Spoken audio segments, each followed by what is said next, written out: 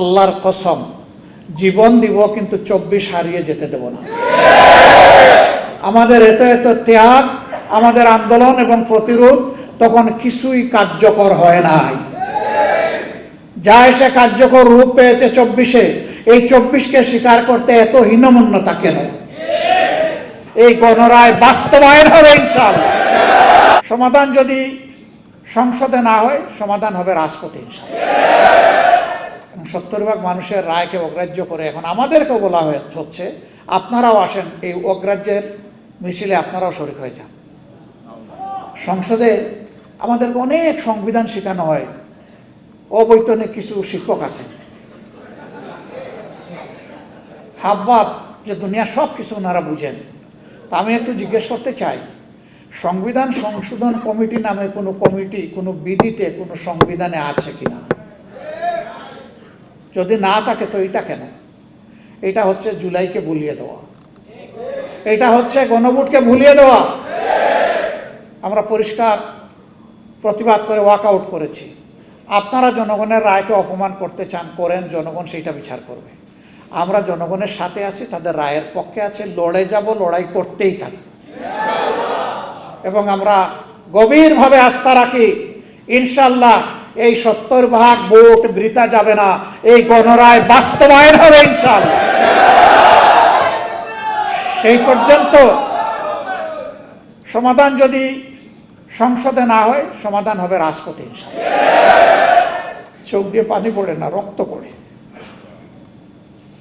কারণ এই ইতিহাসটা রক্তাক্ত ইতিহাস।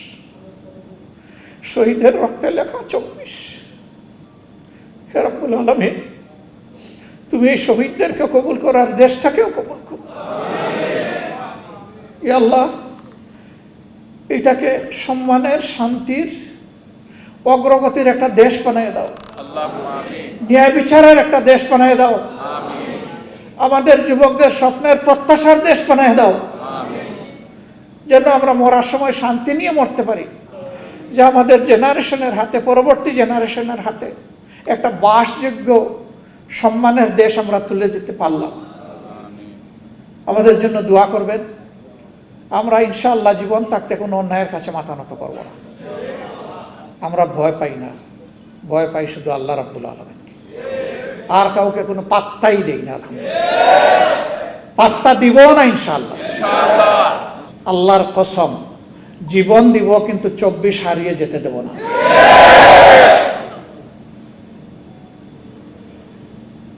কি বাকি আছে?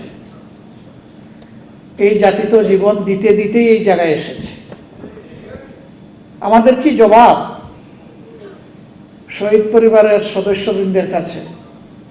কি জবাব এখনো ভাঙ্গা পা হাত নিয়ে, বুকে মাথায় পিঠে গুলি নিয়ে যারা এখনো প্রতি রাত ঘুমাতে পারে না, কাতরায়, কষ্টে, যন্ত্রণায়, কোনো কাজ করতে পারে না, তারা যুবক যুবতী হয়ে গেছে এখন পঙ্গু, তাদের কাছে আমাদের কি জবাব?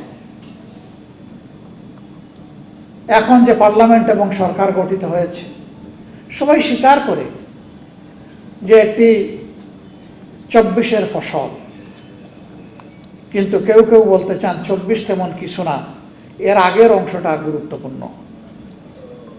আমরা তো বলছি না আগের অংশ অগুরুত্বপূর্ণ, কারণ সেই অংশেই তো আমরা আমাদের মাতার তাজ 11 জন নেতৃবৃন্দকে হারিয়েছি। সেই অংশেই তো আমাদের শত শত সহকর্মীকে হারিয়েছি। সেই অংশেই তো আমাদের ভাই বোনের আয়নাগরের সঙ্গে হয়েছে। সেই অংশেই তো লাখো লাখো মানুষ, আমাদের সহকর্মীরা বারবার কারাগারে চলে গিয়েছে। সেই অংশেই তো আমাদের সহকর্মীরা চাকরি হারিয়েছে। সেই অংশেই তো বাড়ি করে ঘুমাতে পারেনি। আমরা তো ওই অংশ অস্বীকার করছি না, কিন্তু এইটা অস্বীকার করার কোনো উপায় নেই। আমাদের এত এত ত্যাগ, আমাদের আন্দোলন এবং প্রতিরোধ তখন কিছুই কার্যকর হয় নাই।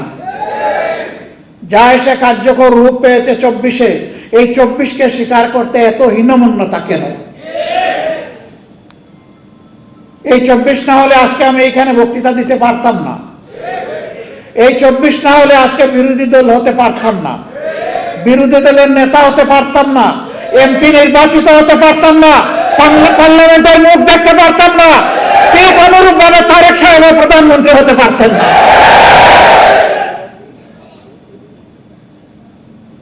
আর যে সমস্ত মন্ত্রীরা আজে বাজে কথা বলে, কেউ তো সংসদের ভিতরেই বলে ফেলে, আর কেউ টক শোতে গিয়ে বলে, দায়িত্ব জ্ঞানহীন কথা বলে, দেশ বিরোধী কথা বলে, আমরা যখন সংসদে বিষয়গুলো তুলে আনি তখন বলা হয় এগুলা সংসদের বাইরের ব্যাপার।